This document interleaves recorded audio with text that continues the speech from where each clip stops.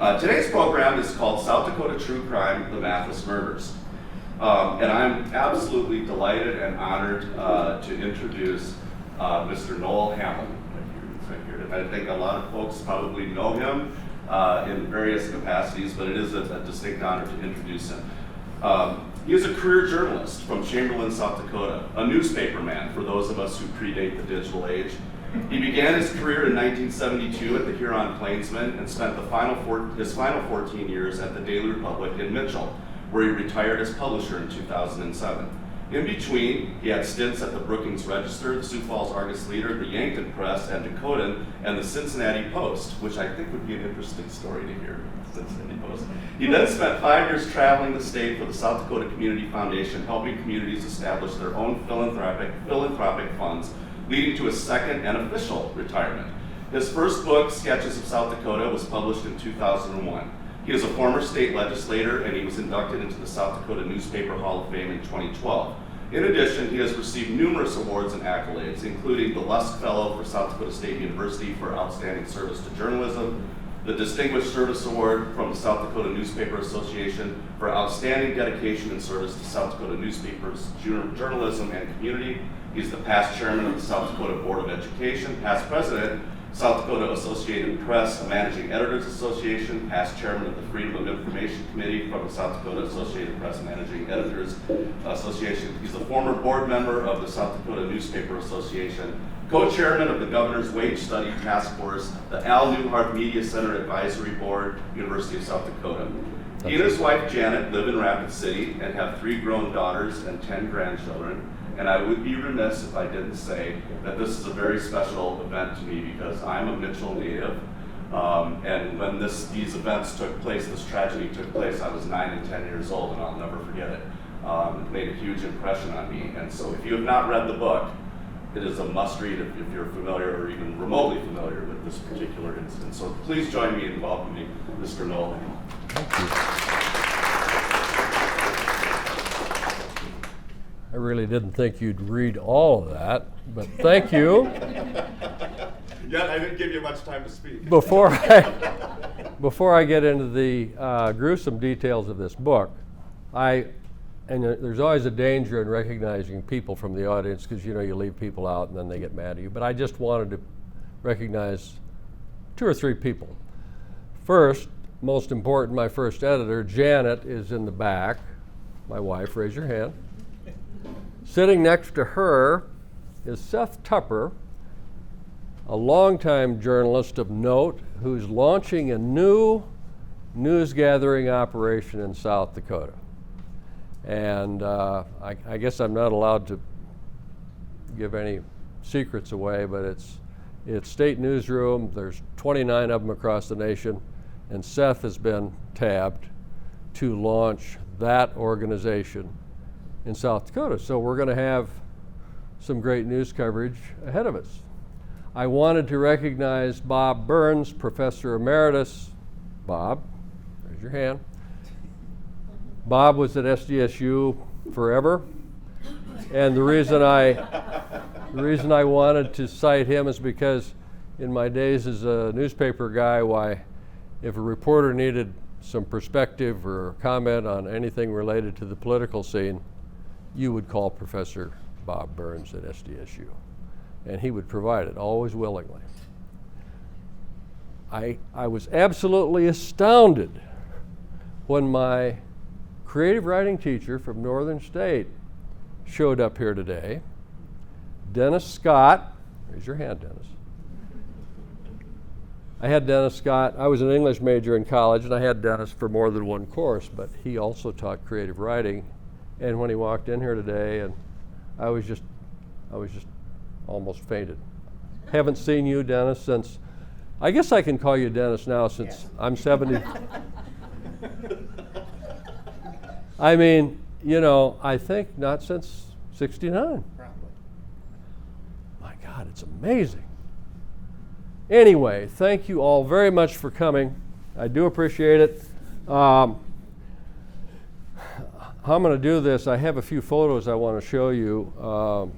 Pictures are better than me speaking. I hope they're not better than the words in the book, but pictures are useful.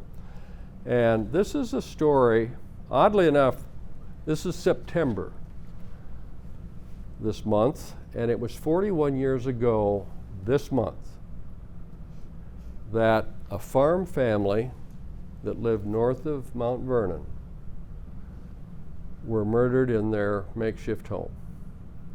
It's a horrendous story.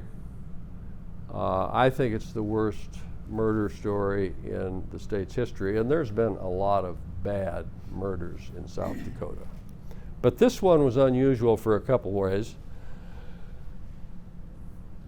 The family, LaDonna Mathis, farm wife, age 30, her 2 children, she had 3 kids, but 2 of them were with her in this machine shop that September night and morning.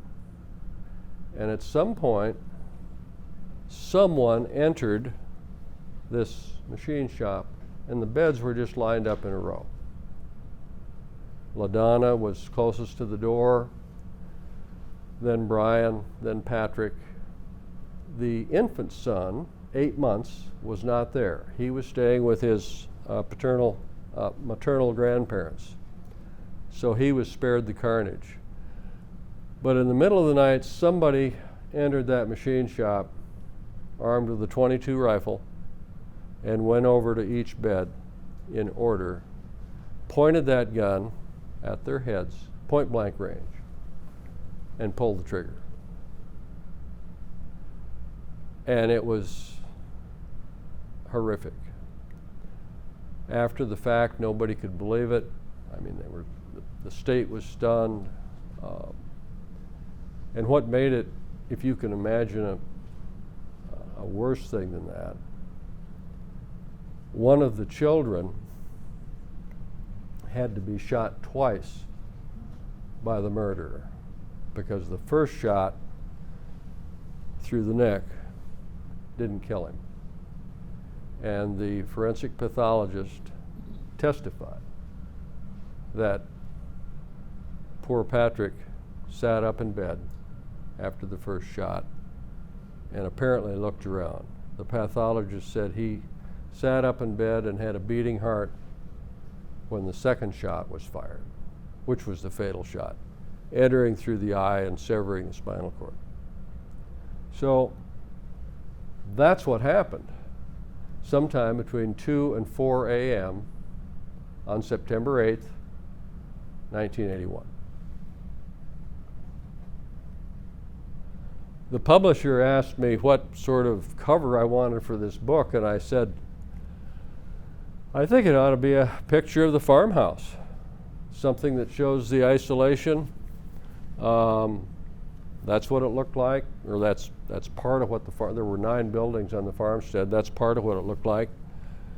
Those cars, of course, were parked there by law enforcement, because this is a sheriff's department picture that was taken the morning of the killing. But there's so many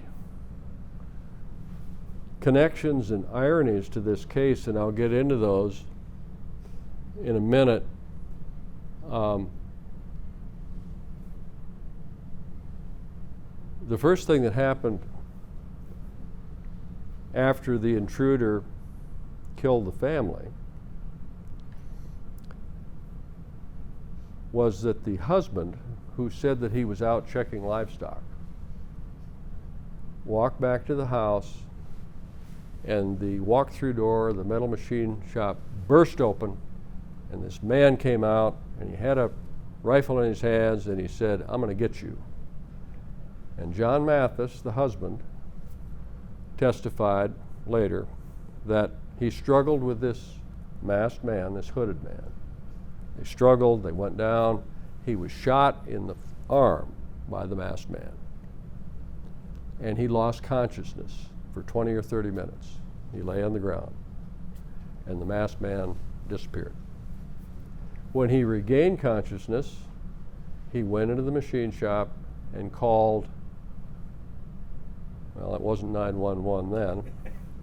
It was the line to the sheriff's department in Mount Vernon, the town that's just 9 miles south.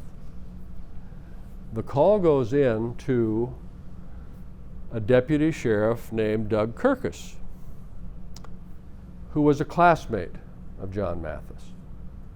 They graduated in the same class in Mount Vernon, class of 28 kids. Because the personal line and the sheriff's line were one and the same back in that time. Doug Kirkus lived in Mount Vernon. That was his territory to patrol. The sheriff lived in Mitchell.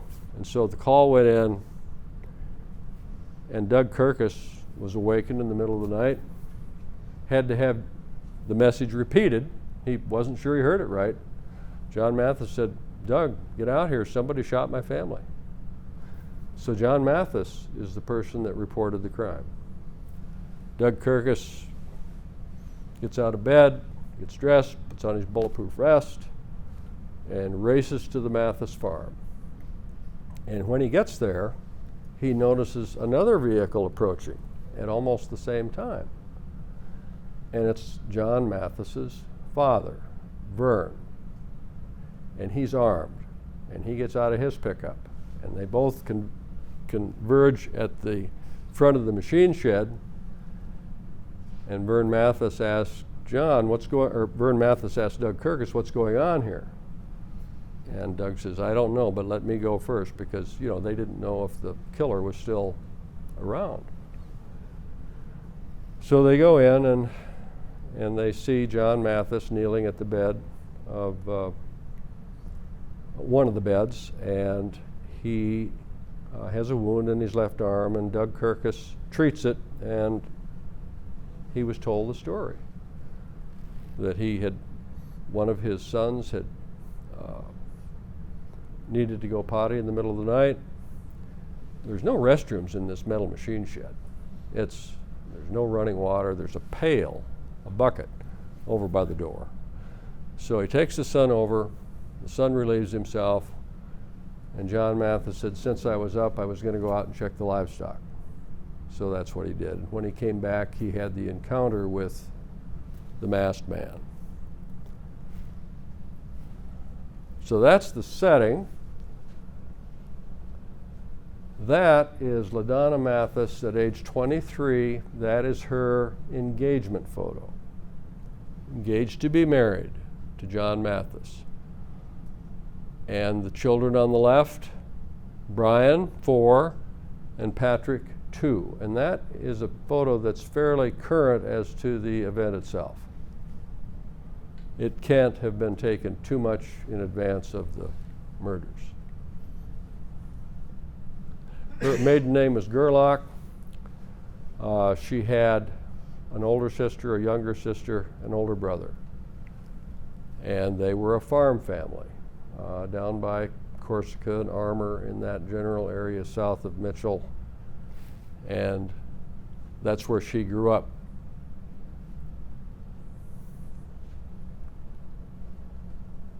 That's her wedding photo.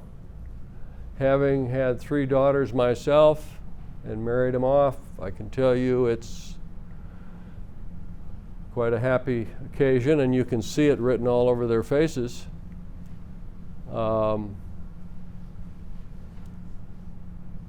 I look at those photos and I ask myself, little did she know what was ahead. I should just digress for a minute. People have asked me why I wrote this book. 2 reasons primarily. One, it is an unsolved crime. Of all the notable murders in this state, from Wild Bill Hickok to Piper Striley to you name it, there was always someone who paid a price. There was always someone who was convicted or committed suicide or served time in prison. But not this case. These 3 people were murdered in their beds. It's like an awful Halloween story. It's just almost indescribable. And nobody was ever punished for it. It's true that the husband was arrested and stood trial, John Mathis, but he was acquitted. And there were never any other suspects detained, much less arrested, for this crime. It technically is an open case, but Nothing's been done on it for years and years and years. But the second reason I thought the book was appropriate, not only is it maybe the state's chief cold case story, is that every time I'd look at LaDonna Mathis and her two kids, and their lives were just cut short so brutally, they didn't have a chance. They did not have the chance that we've had. And I thought it might be appropriate to bring that story together in some sort of a more permanent fashion instead of yellowing newspaper clippings in some scrapbook. So that was the third reason, of course, was to become rich and famous. That hasn't happened. This is the interior of the metal machine shed, and you can see an investigator back there in the corner, and if you look closely you can see the beds that are lined up. It's the only picture I've included in the book. There were more than 60 photos taken at the crime scene by the investigators, who were not only from the Sheriff's Department, but the Department of Criminal Investigation, the Mitchell Police Department. But they were so gruesome that and that was the only other thing that I told my publisher. I said, I don't want to see any photos on the cover of this book of these victims. I do not want to see that. That's not going to happen. And they were okay with that. But I wanted to give you some sense of what the living quarters like. Very primitive. Their house had been destroyed by fire late in July by a lightning strike. 2 weeks previous to the lightning strike, the house was partially burned because of an electrical fire that the state fire marshal described as suspicious because there was an accelerant found on the carpet in the basement. So you had a fire like, I'm thinking July 8th. 2 weeks later you had the lightning strike. The family has to find a place to live. And this was it.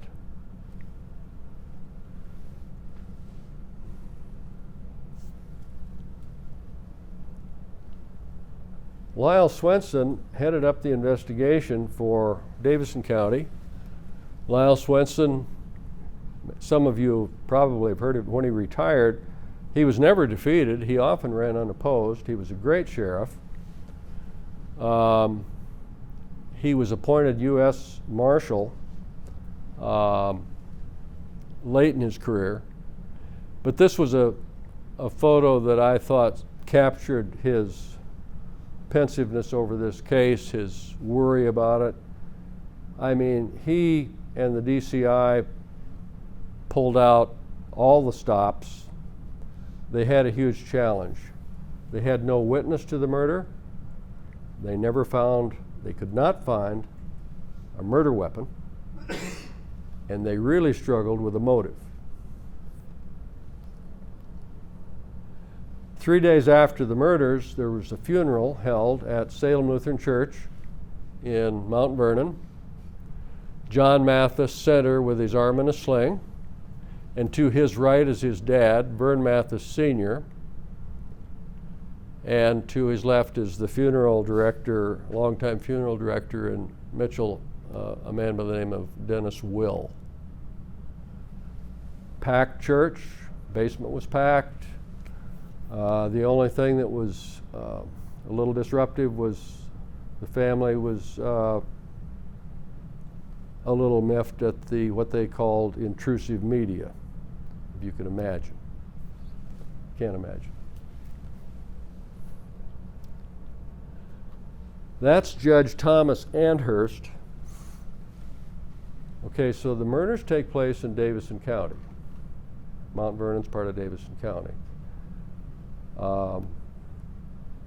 They convene a grand jury. They indict John Mathis. John Mathis retains legal counsel, famous law office in Gregory, South Dakota, Rick Johnson and Wally Eklund. Some of you in this room, not many, but some of you may remember the name Rick Johnson. He was back in the 60s and 70s and 80s was extremely well known as being one of the top defense lawyers in the state. He was also known because he was born without part of a left arm from the elbow down. It didn't hamper his lawyering ability, it didn't even hamper his golf game, but it was a notable physical characteristic, and other attorneys used to poke fun at him because when he would be arguing to a jury, the file would drop on the floor, calling attention to his, I don't want to say handicap, it might have been an asset. He played a great game of racquetball, according to people that I interviewed. But Rick Johnson was a colorful character and was described by all the attorneys of the day and later on as being just an excellent defense attorney. So when John Mathis told his legal team he didn't think he could get a fair trial in Davidson County, Judge George Weiss stepped aside. He was the presiding circuit judge. If you're on, you can make that one request. And Thomas Amherst was based in Madison at that time, and he took over the case. And I thought that if you were a circuit judge, you'd be easy to find a picture of you would be easily obtained. Turns out that's not the case. I couldn't find a picture of Tom Amherst anywhere. Fortunately, he practiced law in Plankinton for a period of time, and I called the Plankinton newspaper, and I said, hey, have you ever heard of Tom Amherst? Oh, yeah, he was once here. He has a cousin in Florida. I'll email her. So the paper emails the cousin in Florida. The cousin in Florida emails me. We have this conversation, and you know all about how digging out these details can take. She sent me this picture of Tom Amherst, who, again, by most accounts or all accounts, was a good judge and handled the case professionally.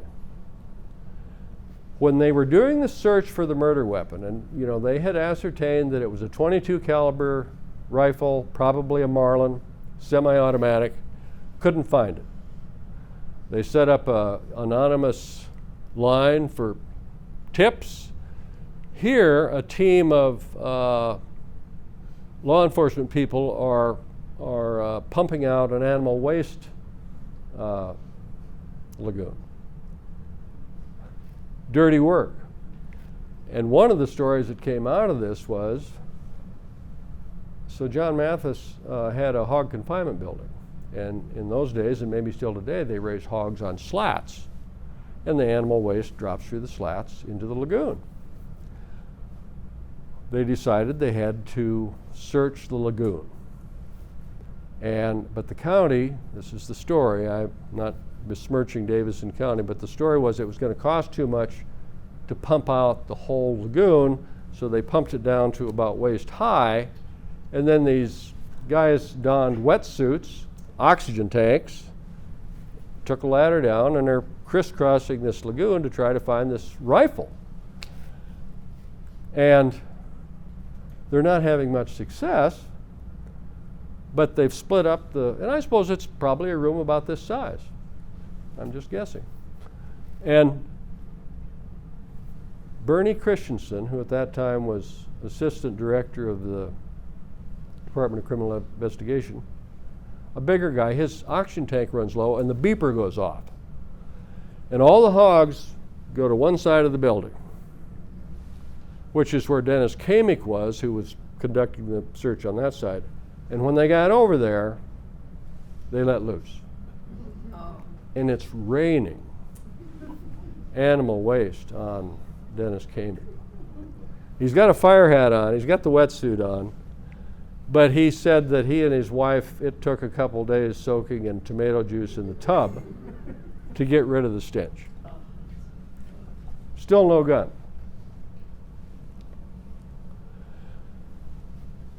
Arcadia Publishing has a high standard for quality of photos, but I was pretty insistent that, and this is the only one I could find of the father, John Mathis, and the three kids, And I wanted the readers to have the benefit of that in the book. So you have Brian on the left and Dwayne in the middle, 8 months, and Patrick on the right. I mean, just a nice, candid shot of the family. I don't know where LaDonna was. She took the picture, I guess. So when John Mathis was indicted, they picked him up at a restaurant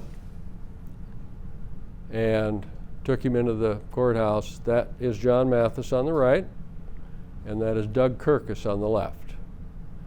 Classmates.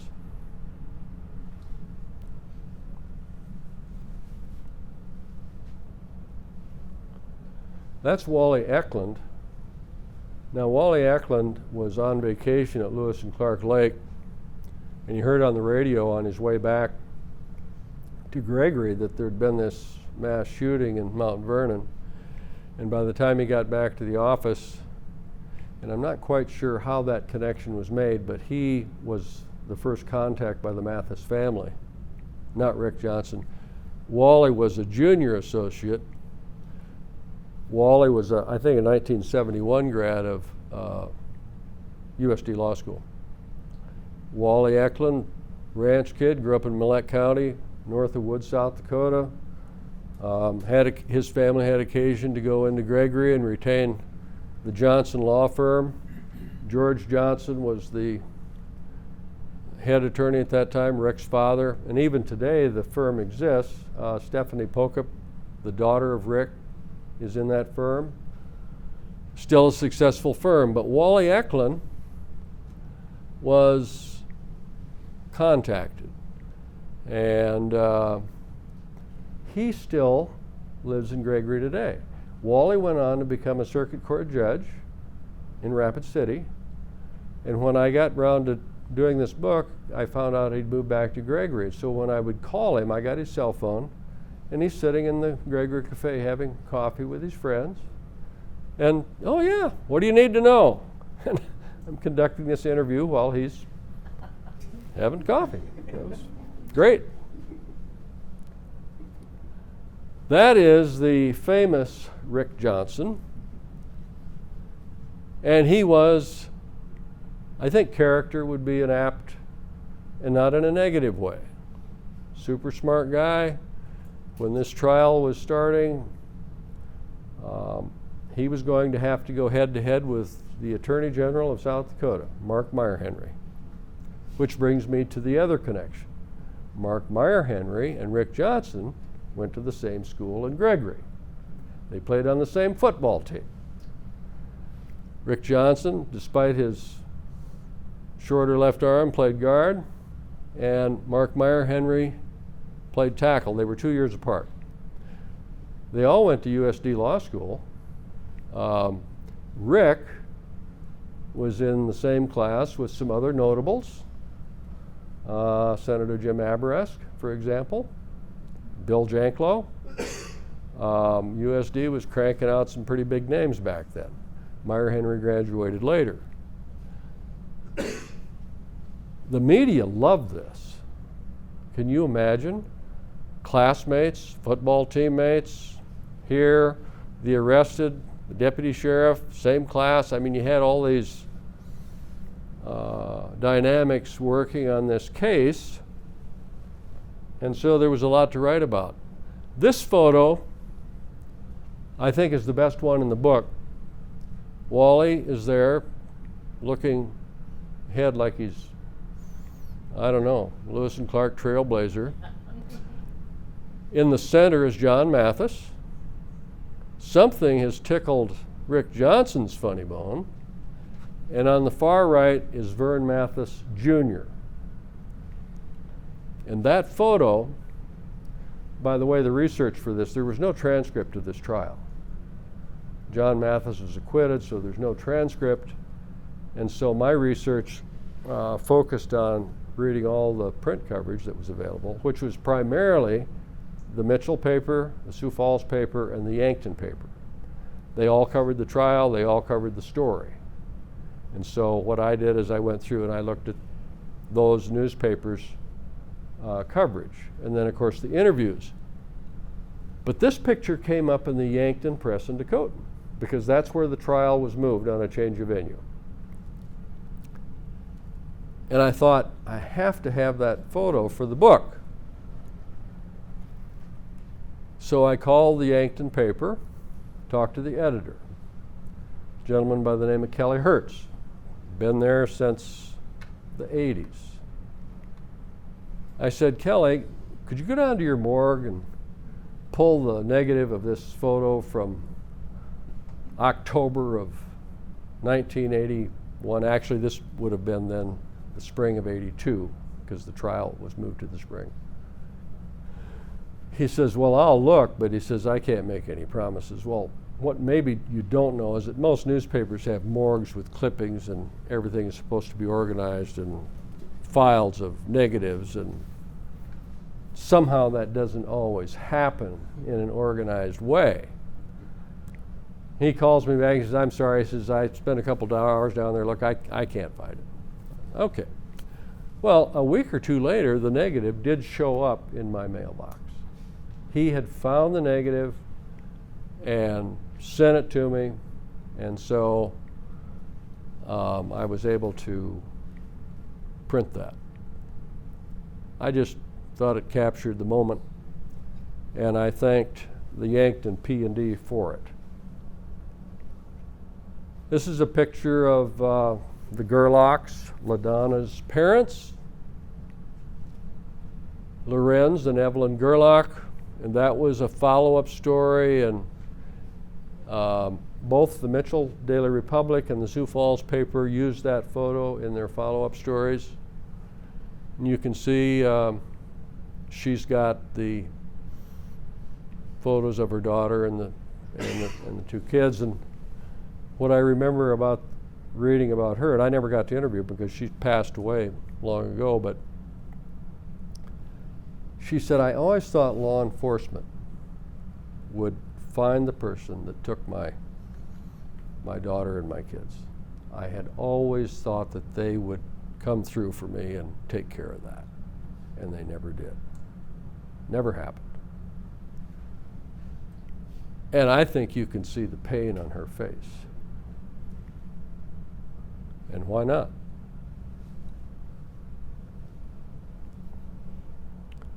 A scene outside the courtroom. This is during the actual trial. Wally Eklund and again the accused, John Mathis. So one of the things that was speculated during this whole story and trial was that the defense suggested that this masked man that John Mathis had described as shooting him, it was connected to a drug deal. And John Mathis knew something about a drug deal, and there was a contract out on him so that the drug trade would be protected. This is a picture of a airplane up in Walworth County, I think it was a DC-7, that landed at night on a makeshift airstrip, and it was filled with 26,000 pounds of Columbia marijuana. And the idea was they were going to land and then they were going to take it to the Twin Cities and distribute it. What they didn't plan on was that not everybody was home watching the Super Bowl. There were fishermen out in Walworth County that spotted this landing, and they got in their pickups and they went over and they blocked the airplane and they called the cops, and the cops came and they were apprehended and the state confiscated the airplane. And so this picture was when they flew the plane out. You have to have two pilots. Bernie Christensen on the right was a pilot. The guy with the AG cap on, of course, is Mark Meyer-Henry. And the other gentleman is an actual pilot for an airliner that could fly those types of planes. But this was part of the conspiracy theories that were going on. There was another one that there was another drug bust at a farm near the Mathis place. The drug dealers in Davison County were upset about that, and that's why they ordered the hit on the Mathis family. Law enforcement told me that they ran down every lead and was never able to find any credence to support that the Mathis killings were related to drugs. In fact, that line of thinking never really came up at trial. Now, the investigator, Tim Malloy, said, "We held it back because it was something that could have been. We thought it might have been, but it was never introduced."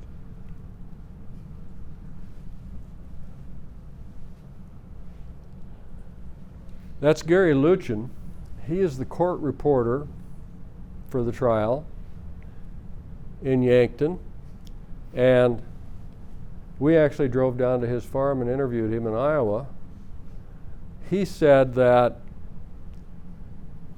he'd covered a lot of cases, a lot of trials, and this trial brought tears to everybody's eyes at some point or another, even the judges. It was that emotional. And I said there was no transcript. He said to me, he said, "If you go to the Lake County Courthouse up in Madison, my notes might still be there. And if they are, you know, I could transcribe them for you." Well, the trial was a month long. And I didn't know this, but court reporters go to court reporting school, and I just figured, okay, I go up there, I hire some court reporter to do it. No. A court reporter has to transcribe his own notes because court reporters have their own idiosyncrasies, their own, it's not just perfect shorthand that everybody has the same imprint. When I considered the cost of transcribing the trial that's a month long,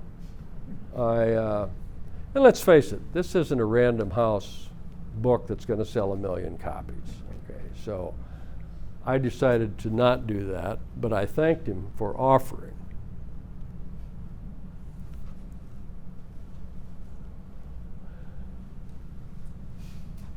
This is basically the prosecution team. Must have been before the verdict was rendered. In front, on the right is Lyle Swenson. In the middle is Mark Meyer Henry. On the left is Dennis Holmes, who just retired, I think 3 months ago as U.S. Attorney for South Dakota. On the far right is David Muller. He was the lead investigator for the DCI, and he lives in Spearfish. David Muller was taken to task for not dusting the shop for fingerprints. And Rick Johnson was all over that like a cheap overcoat.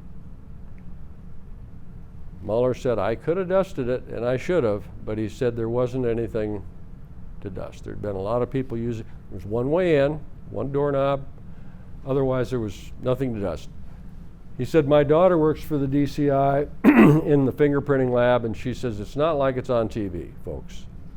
However, if he had it to do over again, he would have done it to protect himself. He didn't think that it was, he talked about it with the other investigators, and they decided it would be fruitless, so they did not do it. Doug Kirkus is still alive and retired, sort of, but doing other things, lives in Mitchell. Ken Giegling lives in Sioux Falls now. He's the one third from the right. He was an investigator for the DCI. He lived in Chamberlain at the time. And he's the one that found the bullet in John Mathis's pocket when Mathis was taken to the hospital. And I should tell you just very briefly, I'm running out of time. There was a lot of controversy about the blood samples in this case. Did they belong to John Mathis or did they belong to one of the victims? And the state had its tests that showed one thing, and the defense team brought in other witnesses that said, no, you got the wrong conclusion. It's the same with the bullets. The bullets came from a .22 caliber Marlin. The state said they're all the same assembly run, same box, and the the defense brought in experts and said, no, that's not the same bullets. They're the same caliber, but that's about as far as we can go. A lot of contradictions, which help the defense plant the seed of doubt. Now keep in mind, no murder weapon ever found, no witnesses to the crime, and the motive was pinned entirely on John Mathis's relationship with a neighbor girl who used to come over and help with the work, starting at age 14, and by the time the trial was going on, she was 18. Now during trial, the neighbor girl admitted that they had a quasi-sexual relationship. Didn't sleep together, but you know, I don't know what they call it nowadays, touchy-feely stuff. That occurred. Was that a strong enough motive? She testified in court that John Mathis told her that he wished that he would have met her before he met his wife. That was the motive. And on the very end is John Erickson, who was in charge of making sure the properties and evidence was all in order for that day's court. He later went on to become a circuit judge, a successful one, and he is the one who told me there's no question that the 2 bullets, cartridges, on the day the jurors were coming back from the first day of deliberation were plants. Planted by the sidewalk. Jurors coming back, oh, there's 2 cartridges. I guess the defense was right. 22 shells are all over the place. Well, they were plants, according to John Erickson. Forensics looked at them. The cartridges, the bullets had been pulled out of the end of the cartridges and then laid down by the sidewalk. Who did it? Rick Johnson always maintained that it was absolutely not true that the defense team did that. John Erickson said he doesn't think Rick Johnson or Wally Eklund planted them, but he thinks that somebody did plant them. They were plants.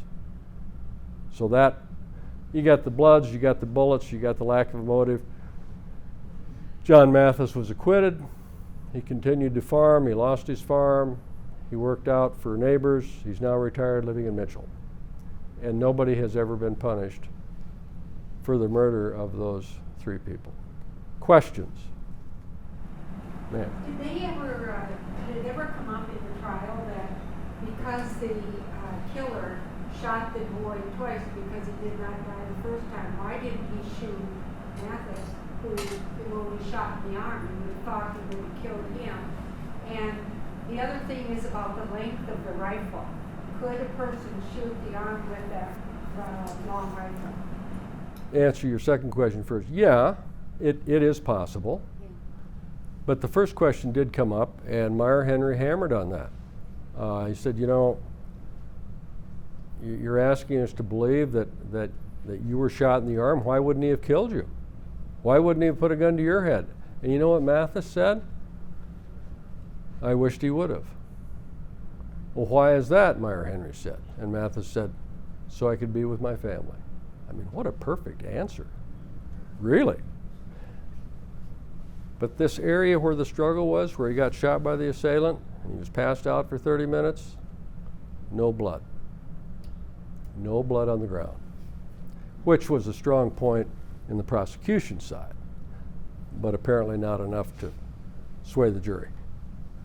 Yes? Whatever happened to the third kid that was with their maternal? He lives on the home place. He lives in the house that was being built at the time the murders occurred. He lives there. Did he end up raising that son? John Mathis ended up raising his son, Dwayne. And Dwayne is adamant about his dad's innocence. He said, if my dad was the monster that the media painted him to be, I wouldn't be here today. And I said, well, what about the metal machine shed? How do you feel about going down there? And he said, I don't remember any of that. It doesn't bother me. Sir? It's stretching my memory, but I was also in college at the time. Remember that, didn't he claim he drove his vehicle? And then the police officer came and didn't feel the hood of the vehicle, which I guess is supposed to be standard police. If the hood would have been cool, he would have disputed the fact that he drove his vehicle and he would have been convicted, and it was all because the police officer didn't feel the hood of the vehicle. The defense said, you guys did a sloppy job investigating this. Here's the pickup. Did you check the engine to see if it was warm? No, we didn't. Swenson said, why would we? John Mathis wasn't a suspect. We went out there that morning. He's the one that called in the crime. Why would we check his vehicle? Why would we think that the husband of these kids would be the murderer? That was his answer to that. Some of this is 2020 stuff. I'm sorry, you're next.